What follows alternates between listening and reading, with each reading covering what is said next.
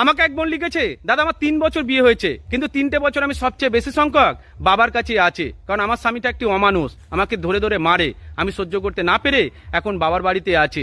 আমার বাবা পঞ্চায়েতে মিটিং পর্যন্ত করেছে, কিন্তু আজ আমাদের সমস্যার সমাধান হয়নি। আমি এখন কি করব? দেখো বোন, স্বামী স্ত্রীর অশান্তি কখনো একজনের ভুলে হয় না, স্বামী স্ত্রীর অশান্তি হয় দুজনের কারণেই। কারোর ভুল একটু বেশি থাকে, কারোর ভুল একটু কম।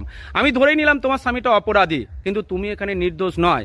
তোমার স্বামী তোমার উপরে অত্যাচার করলে তুমি সবার আগে কেন বাপের বাড়িতে ছুটে আসবে? তোমাকে সেখানে লড়াই করতে হবে, তাদের মুখে মুখে জবাব দিতে হবে, তোমার রাস্তাটা তোমাকে খোলা রাখতে হবে। কিন্তু তোমার যেহেতু বাপের বাড়ি মাটিটা শক্ত, তোমার বাবা যেহেতু তোমাকে প্রশ্রয় দিচ্ছে, এই জন্য তুমি স্বামীর কাছে মানি চলতে সবচেয়ে বেশি ব্যর্থ হচ্ছ। আর পঞ্চায়েতে মিটিং করে তোমার সমস্যা দিনের পর দিন বাড়বে, কারণ সুপ্রিম কোর্ট পর্যন্ত স্বামী স্ত্রীর অশান্তিকে আজও মেটাতে পারেনি, যতদিন না স্বামী স্ত্রী নিজেরা নিজেদের অশান্তি মেটাবে। আর তুমি মনে করছো বাবার বাড়িতে থেকে তুমি হয়তো নিজের জীবনটাকে সুন্দর করবে, কিন্তু তুমি ভালো করে খোঁজ নিয়ে দেখো, তুমি দিনের পর দিন বাবার কাছে ছুটে যাচ্ছে বলে তোমার বাবা কিন্তু দিনের পর দিন রাতে ঘুমাতে পারছে না।